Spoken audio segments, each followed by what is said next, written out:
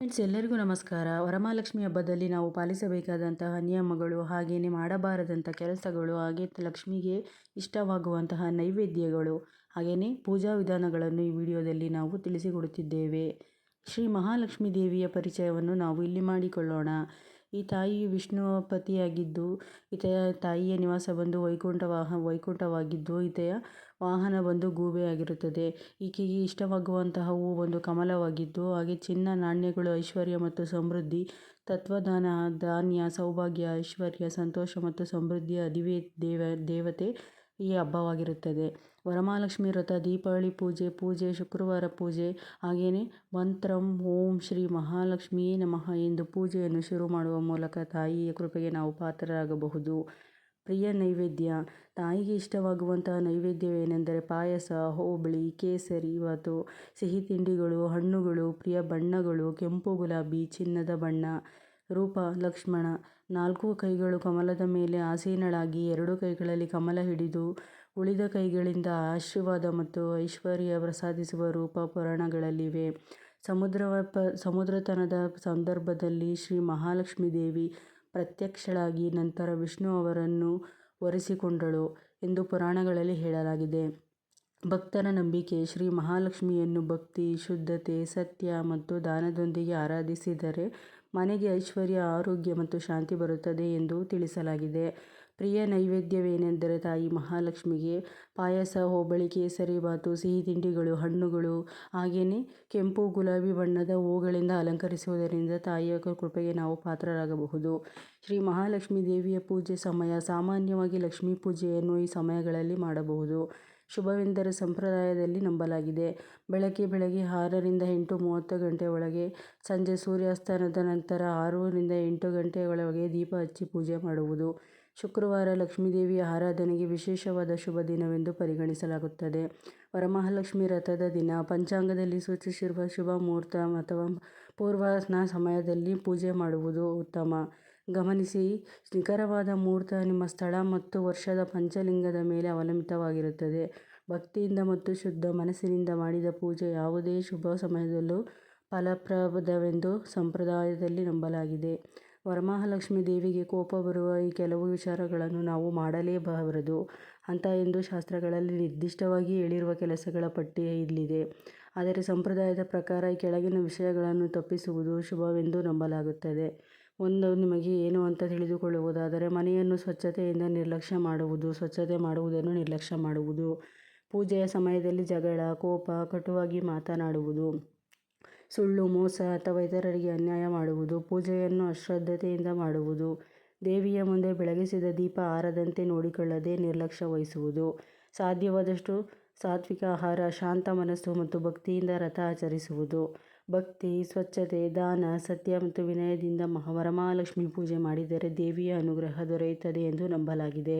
ವರಮಹಾಲಕ್ಷ್ಮೀ ದೇವಿಗೆ ಇಷ್ಟವಾಗುವ ಅಲಂಕಾರಗಳು ಎಂದು ಸಂಪ್ರದಾಯದಲ್ಲಿ ನಂಬಲಾಗಿರುವ ಕೆಲವು ವಿಧಾನಗಳನ್ನು ತಿಳಿದುಕೊಳ್ಳೋಣ. ಕಮಲದಿಂದ ಹೂಗಳಿಂದ ಅಲಂಕಾರ. ಲಕ್ಷ್ಮೀದೇವಿಗೆ ಪ್ರಿಯವಾದ ಹೂವು ಆಗಿರುವುದರಿಂದ ಕಮಲದ ಹೂಗಳಿಂದ ಅಲಂಕಾರ ಮಾಡುವುದು. ಮಲ್ಲಿಗೆ, ಕನಕಾಂಬರ, ಸೇವಂತಿಗೆ ಹೂವುಗಳಿಂದ ಹಾರಗಳನ್ನು ಮಾಡುವುದು. ಬೆಳ್ಳಿ ಅಥವಾ ಪಂಚಲೋಹದ ದೀಪಗಳನ್ನು ಬಳಸುವುದು. ಮಾವಿನ ಎಲೆಗಳು ಅಥವಾ ತೆಂಗಿನಕಾಯಿಯಿಂದ ಕಲಶಾಲಂಕಾರ ಮಾಡುವುದು. ಅರಿಶಿಣ, ಕುಂಕುಮದಿಂದ ದೇವಿಯ ಅಲಂಕಾರ ಮಾಡುವುದು. ಚಿನ್ನದ ಬಣ್ಣದ ಆಭರಣಗಳು ಅಥವಾ ಹೂವಿನ ಆಭರಣಗಳಿಂದ ಅಲಂಕರಿಸುವುದು. ಕೆಂಪು ಅಥವಾ ಗುಲಾಬಿ ಬಣ್ಣದ ಸೀರೆ ತೊಡಿಸುವುದು. ಮನೆಯ ಮುಂದೆ ಸುಂದರ ರಂಗೋಲಿ ಹಾಕಿ ದೀಪಗಳನ್ನು ಇಡುವುದು. ಹಣ್ಣುಗಳು, ತೆಂಗಿನಕಾಯಿ, ಸಿಹಿ ತಿನಿಸುಗಳು ಮತ್ತು ತಾಂಬೂಲವನ್ನು ನೈವೇದ್ಯವಾಗಿ ಅರ್ಪಿಸುವುದು. ಸ್ವಚ್ಛತೆ, ಸುಗಂಧ, ರೂಪ ಮತ್ತು ಭಕ್ತಿಯಿಂದ ಪೂಜೆ ಮಾಡುವುದು ಇವೆಲ್ಲವೂ ಭಕ್ತಿ ಮತ್ತು ಸಂಪ್ರದಾಯದ ಭಾಗ. ಅತ್ಯಂತ ಮುಖ್ಯವಾದ ಅಲಂಕಾರ ಎಂದರೆ ಶುದ್ಧ ಮನಸ್ಸು ಎಂದು ನಾವು ಅರ್ಥ ಮಾಡಿಕೊಳ್ಳಬೇಕು. ಭಕ್ತಿ ಮತ್ತು ಸಾತ್ವಿಕತೆ ಎಂದು ಪರಿಗಣಿಸಲಾಗುತ್ತದೆ. ಲಕ್ಷ್ಮೀದೇವಿಗೆ ಇಷ್ಟವಾಗುವ ಕೆಲವೊಂದು ನೈವೇದ್ಯಗಳನ್ನು ನಾವು ಇಲ್ಲಿ ತಿಳಿದುಕೊಳ್ಳೋಣ. ವರಮಹಾಲಕ್ಷ್ಮಿ ಪೂಜೆಯಲ್ಲಿ ಸಾಮಾನ್ಯವಾಗಿ ನೈವೇದ್ಯಗಳನ್ನು ಅರ್ಪಿಸಿದರೆ ತಾಯಿ ಮಹಾಲಕ್ಷ್ಮಿ ಪಾತ್ರಕ್ಕೆ ನಾವು ಇಲ್ಲಿ ಪಾತ್ರರಾಗಬಹುದು. ಸಿಹಿ ಪೊಂಗಲ್ಲು, ಸಕ್ಕರೆ ಪೊಂಗಲ್ಲು, ಪಾಯಸ, ಖೀರು, ಕೇಸರಿ ಬಾತು, ತೆಂಗಿನಕಾಯಿ ಉಂಡೆ, ಹೋಬಳಿ, ಒಬ್ಬಟ್ಟು, ಬಾಳೆಹಣ್ಣು ಸೇರಿದಂತೆ ವಿವಿಧ ಹಣ್ಣುಗಳು, ಹಾಲು ಮತ್ತು ಬೆಣ್ಣೆ, ಜೇನು ತುಪ್ಪ, ತೆಂಗಿನಕಾಯಿ, ಬೆಲ್ಲ ಮತ್ತು ತುಪ್ಪದಿಂದ ಮಾಡಿರುವ ಸಿಹಿ ತಿಂಡಿಗಳು. ನೀವು ತಿಳಿದುಕೊಳ್ಳಬೇಕಾದ ಲಕ್ಷ್ಮೀದೇವಿಗೆ ಸಾತ್ವಿಕ ಆಹಾರವನ್ನು ಅರ್ಪಿಸುವುದು ಉತ್ತಮ ಎಂದು ಸಂಪ್ರದಾಯದಲ್ಲಿ ನಂಬಲಾಗಿದೆ. ಪ್ರೀತಿ, ಭಕ್ತಿ ಮತ್ತು ಶುದ್ಧತೆಯಿಂದ ಮಾಡಿದ ಯಾವುದೇ ನೈವೇದ್ಯವನ್ನು ದೇವಿಯ ಸಂತೋಷದಿಂದ ಸ್ವೀಕರಿಸುತ್ತಾಳೆ ಎಂದು ನಮ್ಮ ಪುರಾಣದಲ್ಲಿ ನಂಬಿಕೆ ಇದೆ. ಆಷಾಢ ಮಾಸದಲ್ಲಿ ಲಕ್ಷ್ಮೀ ಪೂಜೆ ಸರಳ ವಿಧಾನವನ್ನು ಹೇಗೆ ನಾವು ಮಾಡಿಕೊಳ್ಳಬಹುದು ತಿಳಿದುಕೊಳ್ಳೋಣ. ಬೆಳಗ್ಗೆ ಬೇಗ ಎದ್ದು ಸ್ನಾನ ಮಾಡಿ ಮನೆ ಮತ್ತು ಪೂಜಾ ಸ್ಥಳಗಳನ್ನು ಸ್ವಚ್ಛಗೊಳಿಸಬೇಕು.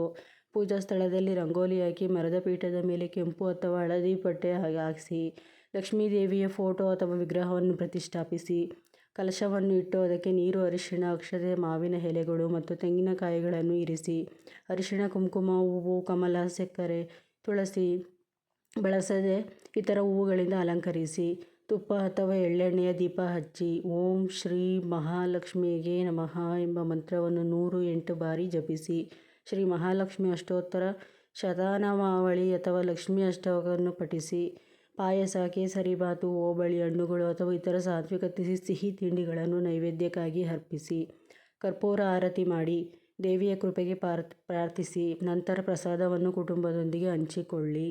ನಂಬಿಕೆಯ ಪ್ರಕಾರ ಆಷಾಢ ಮಾಸದಲ್ಲಿ ಶುಕ್ರವಾರಗಳಂದು ಭಕ್ತಿಯಿಂದ ಲಕ್ಷ್ಮೀ ಪೂಜೆ ಮಾಡಿದರೆ ಮನೆಗೆ ಐಶ್ವರ್ಯ, ಶಾಂತಿ ಮತ್ತು ಸಮೃದ್ಧಿ ದೊರೆಯುತ್ತದೆ ಎಂದು ಹೇಳಲಾಗುತ್ತದೆ. ಶ್ರೀ ಮಹಾಲಕ್ಷ್ಮೀ ದೇವಿಯ ಪೂಜೆ ವಿಧಾನ. ಬೇಕಾಗುವ ಸಾಮಗ್ರಿಗಳನ್ನು ತಿಳಿದುಕೊಳ್ಳೋಣ. ಲಕ್ಷ್ಮೀ ದೇವಿಯ ಫೋಟೋ ಅಥವಾ ವಿಗ್ರಹ, ಕಲಶ, ತೆಂಗಿನಕಾಯಿ, ಮಾವಿನ ಎಲೆಗಳು, ಅರಿಶಿಣ, ಕುಂಕುಮ, ಅಕ್ಷತೆ, ಹೂವುಗಳು, ಕಮಲ ಸಿಕ್ಕರೆ ಅತ್ಯುತ್ತಮ ಎಂದು ಹೇಳಲಾಗುತ್ತದೆ. ದೀಪ, ಧೂಪ, ಕರ್ಪೂರ, ಹಣ್ಣುಗಳು, ಸಿಹಿ ನೈವೇದ್ಯ, ತಾಂಬೂಲ.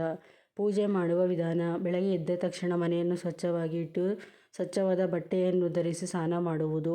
ಪೂಜಾ ಸ್ಥಳವನ್ನು ಸ್ವಚ್ಛಗೊಳಿಸಿ ರಂಗೋಲಿ ಹಾಕಿ ಲಕ್ಷ್ಮೀ ದೇವಿಯ ಫೋಟೋ ಅಥವಾ ವಿಗ್ರಹವನ್ನು ಪ್ರತಿಷ್ಠಾಪಿಸಿ ಕಲಶವನ್ನು ಸ್ಥಾಪಿಸಿ ಅದರ ಮೇಲೆ ತೆಂಗಿನಕಾಯಿ ಮತ್ತು ಮಾವಿನ ಎಲೆಗಳನ್ನು ಇಡಿ ದೇವಿಯ ಅರಿಶಿಣ, ಕುಂಕುಮ, ಅಕ್ಷತೆ ಹಾಗೂ ಹೂವುಗಳನ್ನು ಅರ್ಪಿಸಿ ತುಪ್ಪ ಅಥವಾ ಎಳ್ಳೆಣ್ಣೆ ದೀಪ ಹಚ್ಚಿ ಓಂ ಶ್ರೀ ಮಹಾಲಕ್ಷ್ಮೀ ನಮಃ ಮಂತ್ರವನ್ನು 11 ರಿಂದ 21 ಬಾರಿ ಅಥವಾ 108 ಬಾರಿ ಜಪಿಸಿ ಶ್ರೀ ಮಹಾಲಕ್ಷ್ಮಿ ಅಷ್ಟೋತ್ತರ ಶತನಾಮಾವಳಿ ಅಥವಾ ಲಕ್ಷ್ಮೀ ಅಷ್ಟಕವನ್ನು ಪಠಿಸಿ ಪಾಯಸ, ಹೋಳಿಗೆ, ಕೇಸರಿಬಾತು, ಹಣ್ಣುಗಳು ಅಥವಾ ಇತರ ಸಾತ್ವಿಕ ನೈವೇದ್ಯವನ್ನು ಅರ್ಪಿಸಿ ಶ್ರೀ ಮಹಾಲಕ್ಷ್ಮಿ ಪೂಜೆ ಮುಕ್ತಾಯ ಮಾಡುವ ವಿಧಾನವನ್ನು ನಾವು ತಿಳಿದುಕೊಳ್ಳೋಣ. ಪೂಜೆ ಪೂರ್ಣವಾದ ನಂತರ ಈ ಕ್ರಮವನ್ನು ಅನುಸರಿಸಬಹುದು. ದೇವಿಗೆ ಕರ್ಪೂರ ಆರತಿ ಮತ್ತು ಮಂಗಳಾರತಿ ಮಾಡಿ ಕ್ಷಮಾಪಣಾ ಪ್ರದಾನ ಮಾಡಿ. ಹಾಗೆಯೇ ಅಪರಾಧ ಸಹಸ್ರಾಮಿ ಕ್ರಿಯತೆಂ ಅಹರ್ನಿಶಂ ಮಾಯಾ ದಾಸೋಹಮೃತಾಂ ಮಾಂ ಮಧ್ವಾ ಕಸಂ ಪರಮೇಶ್ವರಿ. ದೇವಿಗೆ ಸಮರ್ಪಿಸಿದ ನೈವೇದ್ಯವನ್ನು ಮನಸ್ಸಿನಲ್ಲಿ ಅರ್ಪಿಸಿ ನಂತರ ಪ್ರಸಾದವಾಗಿ ಸ್ವೀಕರಿಸಿ ತಾಂಬೂಲ, ವೀಳ್ಯದೆಲೆ, ಅಡಿಕೆ, ಹಣ್ಣು ಸಮರ್ಪಿಸಿ ಕೈಮುಗಿದು ಕುಟುಂಬದ ಕ್ಷೇಮ, ಆರೋಗ್ಯ, ಐಶ್ವರ್ಯ ಮತ್ತು ಶಾಂತಿಗಾಗಿ ಪ್ರಾರ್ಥಿಸಿ ದೇವಿಗೆ ನಮಸ್ಕರಿಸಿ 3 ಪ್ರದಕ್ಷಿಣೆ ಹಾಕಿ ಸಾಧ್ಯವಾದರೆ ಪ್ರಸಾದವನ್ನು ಕುಟುಂಬದವರಿಗೆ ಮತ್ತು ಭಕ್ತರಿಗೆ ಹಂಚಿ. ಸಂಕ್ಷಿಪ್ತವಾಗಿ ತಿಳಿದುಕೊಳ್ಳಿ. ಗಮನಿಸಿ, ಕಲಶ ಸ್ಥಾಪನೆ ಮಾಡಿ ವಿಶೇಷ ವ್ರತ ಅಥವಾ ಮಹಾಲಕ್ಷ್ಮಿ ಪೂಜೆ ಮಾಡಿದ್ದರೆ ಸಂಪ್ರದಾಯದ ಪ್ರಕಾರ ಕಲಶ ವಿಸರ್ಜನೆ ಅಥವಾ ಉದ್ವಾಸನೆ ಮಾಡುವ ವಿಧಾನವನ್ನು ಸಹ ಅನುಸರಿಸಬೇಕು. ಹಾಗೆಯೇ ತಾಯಿ ಲಕ್ಷ್ಮೀ ಕೃಪೆಗೆ ಪಾತ್ರರಾಗುವ ಈ ನೈವೇದ್ಯಗಳನ್ನು ನೀವು ನೀಡಲೇಬೇಕು. ಪ್ರಿಯ ನೈವೇದ್ಯ ಪಾಯಸ, ಹೋಳಿಗೆ, ಕೇಸರಿಬಾತು, ಸಿಹಿ ತಿಂಡಿಗಳು, ಹಣ್ಣುಗಳು, ಪ್ರಿಯ ಹಣ್ಣುಗಳು. ಹಾಗೆಯೇ ಕೆಂಪು ಬಣ್ಣದ ಹೂವುಗಳನ್ನು ಕೊಟ್ಟು ತಾಯಿಯ ಪ್ರೀತಿಗೆ ನಾವು ಪಾತ್ರರಾಗಬೇಕು. ಹಾಗೆಯೇ ವರಮಹಾಲಕ್ಷ್ಮಿ ಹಬ್ಬಕ್ಕೆ ಮುಂಚಿತವಾಗಿ ಇಷ್ಟು ಕೆಲಸಗಳನ್ನು ಮಾಡುವ ಮೂಲಕ ತಾಯಿಯ ಕೃಪಾ ಕಟಾಕ್ಷಕ್ಕೆ ನಾವು ಪಾತ್ರರಾಗಬಹುದು ಎಂದು ಹೇಳಲಾಗುತ್ತದೆ. ಈ ವಿಡಿಯೋದಲ್ಲಿ ವರಮಹಾಲಕ್ಷ್ಮಿ ವ್ರತದ ಪ್ರಮುಖ ನಿಯಮಗಳು, ಪೂಜೆಗೆ ಮುನ್ನ ಮಾಡಬೇಕಾದ ಸಿದ್ಧತೆ, ಪೂಜೆಯ ವೇಳೆ ಗಮನಿಸಬೇಕಾದ ಅಂಶಗಳು, ತಪ್ಪಿಸಬೇಕಾದ ಕೆಲವು ಆಚರಣೆಗಳನ್ನು, ತಾಯಿ ಮಹಾಲಕ್ಷ್ಮಿ ಕೃಪೆ ಪಡೆಯುವ ವಿಧಾನವನ್ನು ತಿಳಿಸಿಕೊಡಲಾಗುತ್ತದೆ. ಹಾಗೆಯೇ ಚಾನಲ್ನ ಯಾರಾದರೂ ಸಬ್ಸ್ಕ್ರೈಬ್ ಮಾಡೋದಲ್ಲೇ ನೋಡ್ತಾ ಇದ್ದಾರೆ ದಯವಿಟ್ಟು ಚಾನಲ್ಗೆ ಸಬ್ಸ್ಕ್ರೈಬ್ ಮಾಡ್ಕೊಳ್ಳಿ ಅಂತ ಹೇಳ್ತಾ ಮತ್ತಷ್ಟು ವಿಡಿಯೋದೊಂದಿಗೆ ನಿಮಗೆ ಮತ್ತೆ ಸಿಗ್ತೀನಿ ಅಂತ ಹೇಳ್ತೀನಿ ವಿಡಿಯೋನ ಮುಗಿಸ್ತಾ ಇದ್ದೀನಿ ಫ್ರೆಂಡ್ಸ್.